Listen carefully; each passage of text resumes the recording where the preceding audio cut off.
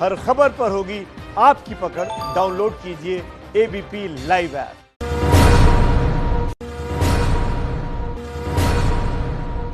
चौबीस घंटे में देश में कोरोना के 9,800 से ज्यादा मरीज बढ़े, 273 मौत। देश में कुल 2.25 लाख से ज्यादा मरीजों में 20% महाराष्ट्र के हैं।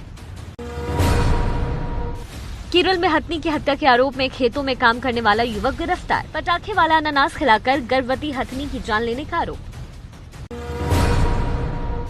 कोरोना फैलाने के आरोपी निजामुद्दीन मरकज की सीबीआई जांच की जरूरत नहीं, केंद्र सरकार का सुप्रीम कोर्ट में हलफनामा।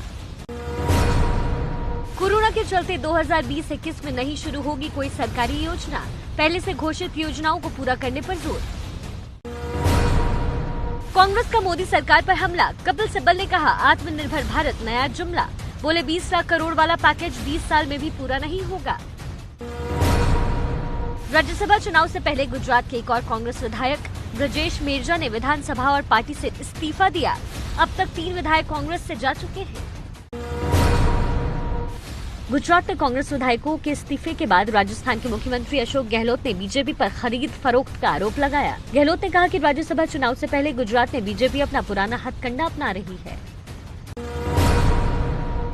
2 राजनयिक को भारत से निकाले जाने पर पाकिस्तान की बौखलाहट। भारत के अफसरों की पाकिस्तान में जासूसी करवा रहा है आईएसआई। बाइक से पीछा करने और अफसरों के घर के सामने गाड़ी में बैठकर जासूसी का वीडियो सामने आया। जम्मू के राजौरी जिले के कालाकोट तहसील में गुरुवार रात हुई मुठभेड़ के बाद इलाके में जारी ऑपरेशन को खत्म कर दिया गया है। मुठभेड़ में सुरक्षा बलों ने एक आतंकी को मार गिराया था। सुरक्षा बलों ने भारी मात्रा में हथियार और गोला बारूद बरामद किया। करीब 2.5 महीने बाद मंदिर मस्जिद गुरुद्वारे खुलने को तैयार। 8 जून से खुलने पर निश्चित दूरी और थर्मल स्क्रीनिंग जरूरी। 2.5 महीने बाद होटल रेस्टोरेंट भी 8 जून से खुलने को तैयार। एंट्री पर लोग और पूरा सामान सैनिटाइज होगा। सिर्फ 50% सीटें ही रखने का निर्देश। आप विधायक अमानतुल्लाह खान ने ताहिर हुसैन के खिलाफ चार्जशीट पर उठाया सवाल। कहा मुसलमान होने की सजा मिली। दिल्ली दंगे में अंकित शर्मा की हत्या में मुख्य आरोपी है ताहिर हुसैन। कपिल मिश्रा ने अमानतुल्लाह खान पर हमला बोलते हुए कहा, अगर ताहिर हुसैन को मुस्लिम होने की वजह से फंसाया जा रहा है तो सीएम केजरीवाल को इस पर अपनी चुप्पी तोड़नी चाहिए। दिल्ली के शाहीन बाग में फिर से भारी तादाद में पुलिस तैनात। नागरिकता संशोधन कानून के खिलाफ शाहीन बाग में फिर से धरना शुरू होने की अटकलें।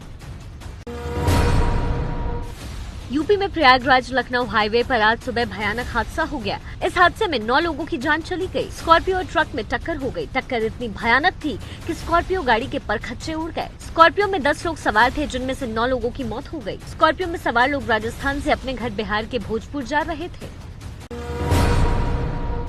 महंगी हुई वैष्णो देवी मंदिर की हेलीकॉप्टर से यात्रा। एक तरफ का किराया 1045 रूपए से बढ़कर 1730 रूपए हुआ। आज विश्व पर्यावरण दिवस है। पर्यावरण मंत्री प्रकाश जावड़ेकर ने इस मौके पर ट्वीट कर देश को शुभकामनाएं दी है। केंद्रीय मंत्री प्रकाश जावड़ेकर ने ट्वीट में भविष्य को सुरक्षित बनाने के लिए जल संसाधनों की बात कही है। आज सुबह 6:55 पर भूकंप से हिले देश में 2 राज्य। झारखंड के जमशेदपुर में 4.7 और कर्नाटक के हम्पी में 4 तीव्रता का भूकंप आया। दिल्ली में आम आदमी पार्टी के पटेल नगर से विधायक राजकुमार आनंद कोरोना पॉजिटिव पाए गए। घर ही में हुए क्वारंटीन। दिल्ली मेट्रो के 20 कर्मचारी कोरोना पॉजिटिव पाए गए। डीएमआरसी ने कहा सभी की हालत खतरे से बाहर। राजस्थान में कोरोना के 68 नए मामले। कोरोना के कुल 9,930 मामले। अब तक 213 की मौत।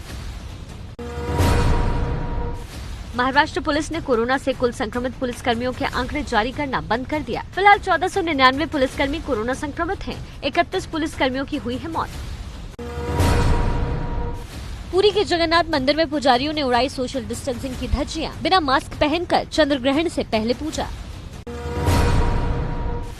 यूपी के एटा से क्वारंटीन सेंटर की बदहाली की तस्वीर। मजदूरों का आरोप, बच्चों के लिए न दूध है न दवा, खाने को मिल रही है सूखी और जली रोटियां। जून से मंदिर खुलने के पहले भोपाल में बड़ा विवाद। एक मंदिर के पुजारी ने कहा अल्कोहल वाले सैनिटाइजर से हाथ धोकर मंदिर में कैसे घूम सकते हैं। श्रीनगर के रहने वाले 22 साल के वसीम अहमद नदाफ ने घर के बेकार सामान और कबाड़ से वेंटिलेटर बनाया है। साधारण सी दिखने वाली ये मशीन कोरोना के मरीजों के लिए वरदान साबित हो सकती है। फिलहाल ये एक वेंटिलेटर का प्रोटोटाइप है। देश में पहली बार बुखार जांचने वाली automatic thermal infrared scanner machine तैयार की गई। ये मशीन पहले चीन या पश्चिमी देशों से आयात की जाती थी, लेकिन अब ये अपने देश में बनेगी। 8 जून से खुलने जा रहे धार्मिक स्थल, होटल और रेस्टोरेंट के लिए नई गाइडलाइंस जारी। धार्मिक स्थलों में थर्मल स्क्रीनिंग जरूरी। मंदिर में नहीं मिलेंगे प्रसाद और चरणामृत। सामाजिक दूरी और सुरक्षा के नियमों के साथ तैयार हो रही हैं मस्जिदें। दिल्ली के लोधी रोड के साईं मंदिर में श्रद्धालुओं के लिए खास इंतजाम किए गए। कोरोना संक्रमण से बचाव के लिए मंदिर ने किए हैं कई उपाय। दिल्ली के बंगला साहिब गुरुद्वारे में कोरोना से बचाव के लिए जरूरी इंतजाम किए गए हैं। प्रवेश द्वार पर सैनिटाइजर मशीन लगाने के साथ साथ श्रद्धालुओं के लिए कई निर्देश जारी किए हैं।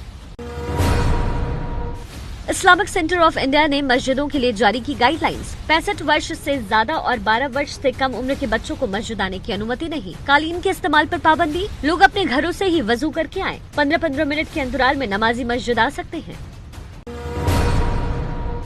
जून से देश के रेस्टोरेंट कल्चर की सूरत भी बदलने वाली है। सरकार की नई गाइडलाइंस के मुताबिक रेस्टोरेंट स्टाफ, वेटर और बाकी सब मास्क पहनकर ही काम करेंगे। रेस्टोरेंट में ही खाना खाने के बजाय खाना घर ले जाने या घर पर ही मंगाने की सलाह।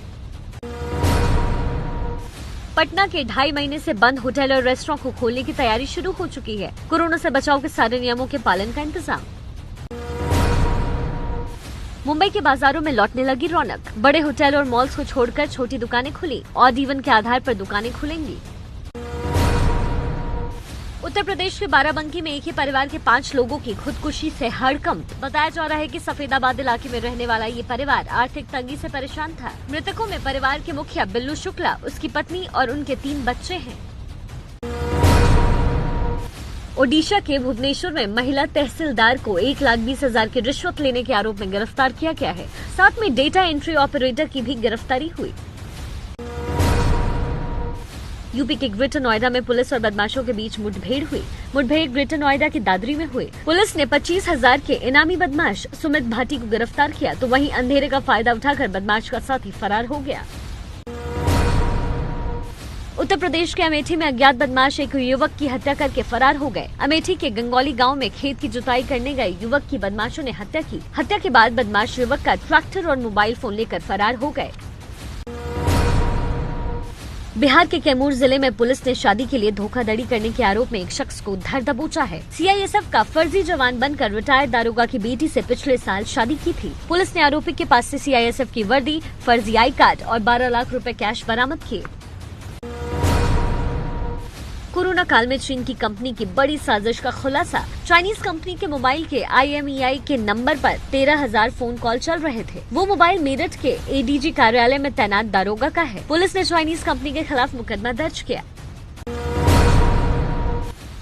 मध्य प्रदेश के भिंड में इलेक्ट्रॉनिक्स दुकान में सेंध मारी। साइकिल से कूलर उठा ले गया चोर। कतर के दोहा में फंसे 190 भारतीय देश लौट आए हैं। बीती रात इन भारतीयों को लेकर विशेष विमान मुंबई पहुंचा। पुलिस ने सभी लोगों को बांद्रा इलाके में क्वारंटीन किया। पंजाब के लुधियाना में जिम मालिकों ने सरकार के खिलाफ प्रदर्शन किया। इस दौरान जिम मालिक हाथ में खाली कटोरा लेकर सड़क पर प्रदर्शन करते नजर आए। जिम मालिकों ने दोबारा जिम शुरू करने की मांग की। मध्य प्रदेश के रीवा में छात्रों ने डीएम दफ्तर के बाहर 12वीं की परीक्षा का विरोध किया। सरकार ने 9 जून से 16 जून के बीच 12वीं की परीक्षा लेने का ऐलान किया। छात्रों का कहना है कि कोरोना के फैलते संक्रमण के बीच परीक्षा छात्रों के लिए जानलेवा साबित हो सकता है। मध्य प्रदेश में कोरोना संकट के बीच कॉन्ट्रैक्ट वाले स्वास्थ्य कर्मचारी काला दिवस मनाएंगे। इस दौरान कर्मचारी काले कपड़े, चश्मा और मास्क लगाकर ड्यूटी करेंगे। संविदा कर्मचारी संघ का कहना है कि आपातकाल में कर्मचारी पूरी निष्ठा के साथ सेवा में जुटे हैं, लेकिन कॉन्ट्रैक्ट कर्मचारियों को कोई लाभ नहीं मिल रहा। मध्य प्रदेश के उज्जैन में सामने आई एक परिवार की दर्दनाक तस्वीर। तंगी में बैलों के बिक जाने के बाद खुद खींच रहे हैं बैलगाड़ी। परिवार के 2 सदस्यों की मौत के बाद अस्थि विसर्जन के लिए अपने हाथों से बैलगाड़ी खींचते हुए शिप्रा नदी गए। यूपी के कन्नौज में राजस्थान से लौटे 30 मजदूर एक बार फिर राजस्थान के लिए निकले। तालग्राम इलाके के इन मजदूरों को राजस्थान के फैक्ट्री मालिक ने बस भेजकर वापस बुलाया। पुडुचेरी से 1119 मजदूरों को लेकर स्पेशल ट्रेन रवाना हुई। इसमें असम, झारखंड और पश्चिम बंगाल के मजदूरों की घर वापसी होगी। मुख्यमंत्री वी नारायण सामी ने ट्रेन को हरी झंडी दिखाई। एमपी के शिवपुरी में टिड्डियों का आतंक देखने को मिला। टिड्डियों ने रातों रात 5 किलोमीटर के अंदर के पेड़ पौधे की पत्तियां चट कर दी। उत्तराखंड में मौसम विभाग ने भारी बारिश का अलर्ट जारी किया। उत्तराखंड के दोनों इलाकों गढ़वाल और कुमाऊं में तेज बारिश की आशंका जताई गई है। सरकार ने ऑरेंज अलर्ट जारी किया है। उत्तराखंड में 21 जून तक मानसून आने का अनुमान है। यूपी के पीलीभीत में सड़क पर घूमते बाघ को देखकर इलाके में डर का माहौल। बाइक सवार लोगों ने सड़क पर घूमते बाघ का वीडियो बनाकर वायरल किया। वन विभाग की टीम बाघ की मॉनिटरिंग कर रही है। बागपत के माधोटांडा माला रेंज का मामला है। पश्चिम बंगाल के झारग्राम के हाईवे पर हाथी ने रास्ता रोका। हाथी सड़क पर सवारियों से भरी बुलेरो गाड़ी पर भी बैठने की कोशिश कर रहा था। कोई घायल नहीं हुआ। यूपी के बहराइच में तेंदुए का हमला। यहाँ करतिनिया घाट वन जीव रेंज में गश्त पर निकले दारोगा और वन कर्मी समेत 6 लोग तेंदुए के हमले में घायल हुए। केरल में गर्भवती हाथी की हत्या के बाद उत्तराखंड के कॉर्बेट टाइगर रिजर्व में ड्रोन और ई सर्वेलेंस के जरिए हाथियों की निगरानी की जा रही है। कॉर्बेट और उसके आसपास के जंगलों में लगभग 1500 से ज्यादा जंगली हाथी हैं। एमपी के बैतूल जिले में लॉकडाउन के दौरान स्थापित महादेव की मूर्ति को कोरोना वाले महादेव का नाम दिया गया। जिले में कोरोना का एक भी मामला सामने नहीं आया है। एमपी के इंदौर में 10 साल की उम्र में बच्चे ने रामायण की आसान शब्दों में रचना की है। बच्चे का नाम अवि शर्मा है और अवि 6ठी क्लास का विद्यार्थी है। अवि ने अपने तेज दिमाग की बदौलत कई कंपटीशन और मेडल जीते हैं। यूपी के बहराइच में एक सिपाही ने अपनी जान पर खेलकर चलती ट्रेन में बैठी बच्ची तक दूध पहुंचाया। कर्नाटक से लखनऊ जा रही साफिया हाशमी की बच्ची दूध के बगैर घंटों से परेशान थी। साफिया की गुहार पर सिपाही इंदर यादव ने दौड़ते हुए चलती ट्रेन में उसे दूध पहुंचाया।